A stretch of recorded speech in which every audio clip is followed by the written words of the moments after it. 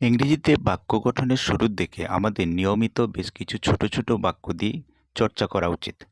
যেমন এদিকে এসো, কাম হিয়ার, ওদিকে যাও, গো দেয়ার, এখানে থামো, স্টপ হিয়ার, বেঞ্চের উপর দাঁড়াও, stand up on the bench, চুপ করো, কিপ কোয়াইট, মনোযোগী হও, বি অ্যাটেন্টিভ, বারবার চেষ্টা করো, ট্রাই এগেন অ্যান্ড এগেন।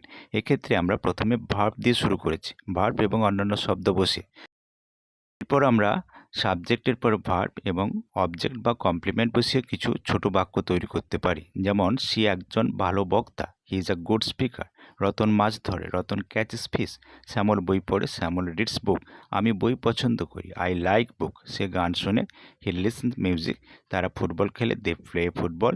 মেয়েটি তবলা বাজায়, দ্য গার্ল প্লেজ তবলা।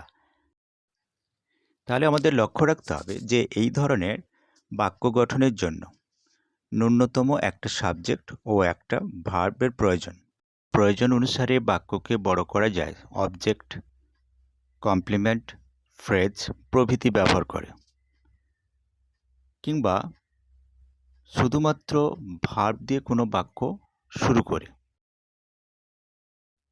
আমি যাই, বাক্যটি প্রেজেন্ট ফর্মে আছে, তাই ইংরেজিতে বলবো আই গো। আমি গিয়েছিলাম, এটি ফার্স্ট ফর্মে আছে, তাই ইংরেজিতে বলবো আই ওয়েন্ট। আমি যাব, বাক্যটি ফিউচার ফর্মে আছে, তাই আমরা বলবো আই শাল গো। এরপর বাক্যটিকে যদি আমরা একটু বড় করে দেখাই, অর্থাৎ বলি আমি স্কুলে যাই, আমরা যোগ করলাম স্কুলে, অর্থাৎ স্কুলের পর এ বিভক্তি যুক্ত হয়েছে, তাই ইংরেজি করার জন্য আমরা নাউনের আগে প্রেপোজিশন বসাবো। তাহলে ইংরেজিতে আমরা বলবো I go to school, I go to school. এবার বাক্যটিকে আর একটু বাড়িয়ে বললাম আমি প্রতিদিন স্কুলে যাই, অর্থাৎ আমরা যোগ করলাম প্রতিদিন। তাহলে এক্ষেত্রে বাক্যটিকে আমরা একটু বড় করলাম।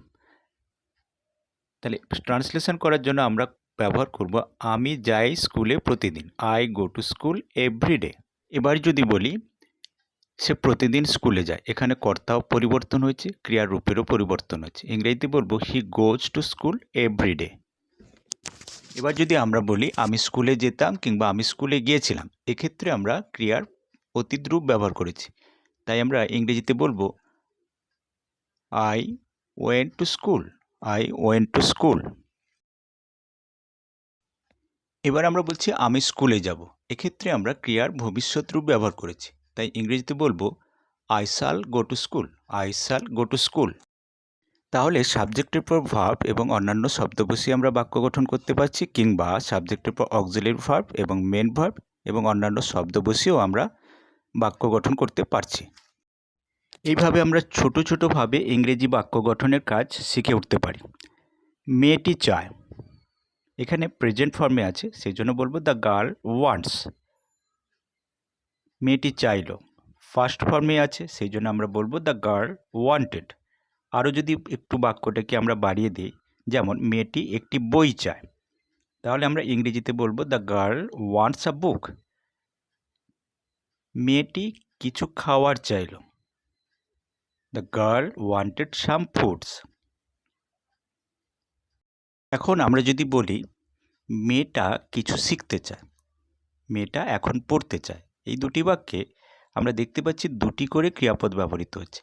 একটির দ্বারা কাজ সম্পূর্ণ হচ্ছে, যেমন চায়, আর একটি ক্রিয়াপদের দ্বারা কাজ সম্পূর্ণ হচ্ছে না, যেটাকে আমরা ব্যবহার করছি শিখতে বা পড়তে।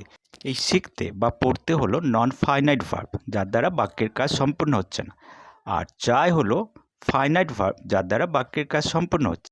এই নন ফাইনাইট ভার্ব আমরা কীভাবে ব্যবহার করি, টু এর পরে বেস ভার্ব বসিয়ে নন ফাইনাইট করা হয়। তাহলে কিভাবে আমরা বাক্যে ব্যবহার করব, সাবজেক্টের পর প্রথমে ফাইনাইট ভার্ব বসাবো, তারপরে নন ফাইনাইট ভার্ব বসানোর পর বাক্যের বাকি অংশ বসিয়ে আমরা বাক্য গঠন করব। মেয়েটা কিছু শিখতে চায়, the girl wants to learn something. মেয়েটা এখন পড়তে চায়, the girl wants to read নাও।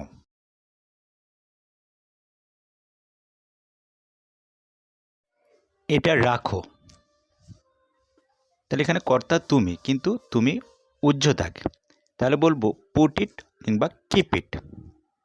এটা টেবিলে রাখো, put it on the table. টেবিলে অর্থাৎ টেবিলের উপর রাখো, সেই জন্য বলা হচ্ছে put it on the table. বইটা টেবিলে রাখো। Put the book on the table. বাক্সটা তাকে রাখো। Keep the box on the shelf. সে কাজ করে। বাক্যটি সিম্পল প্রেজেন্ট ফর্মে আছে, তাই ইংরেজিতে বলবো হি ওয়ার্কস। সে মাঠে কাজ করে। ট্রান্সলেশন করার জন্য সাজাবো সে কাজ করে মাঠে। He works in the field. সে বাগানে কাজ করে। সে কাজ করে বাগানে। ইংরেজিতে বলবো he works in the garden. সে সকালে মাঠে কাজ করে। সে কাজ করে মাঠে সকালে। ইংরেজিতে বলবো he works in the field in the morning. সে হাঁটে। কর্তা সে, বাক্যটি সিম্পল প্রেজেন্টে আছে, তাই বলবো হি ওয়ার্কস। সে সকালে হাঁটে। ট্রান্সলেশন করার জন্য সাজাবো সে হাঁটে সকালে। He works in the morning. সে খুব দ্রুত হাঁটে। ট্রান্সলেশনের জন্য সাজাবো সে হাঁটে খুব দ্রুত। He works very quickly. সে এখন হাঁটছে। প্রেজেন্ট কন্টিনিউয়াস টেন্সে আছে। ইংরেজিতে বলবো হি ইজ ওয়াকিং নাও। সে একাই হাঁটছে। এটিও প্রেজেন্ট কন্টিনিউয়াসে আছে। আমরা বলবো হি ইজ ওয়াকিং অ্যালোন। এবার আমরা যে বাক্যগুলো ইংরেজিতে রূপান্তর করব সেগুলি ক্রিয়াপদ দিয়ে শুরু হচ্ছে। বইটা নাও। Take the book. Take the book. ছবি তোলো। Take photo. Take photo. দায়িত্ব নাও। Take responsibility. Take responsibility. বড়দের মান্য করো। Obey elders. Obey elders. ঘরটা পরিষ্কার করো। Clean the room. Clean the room.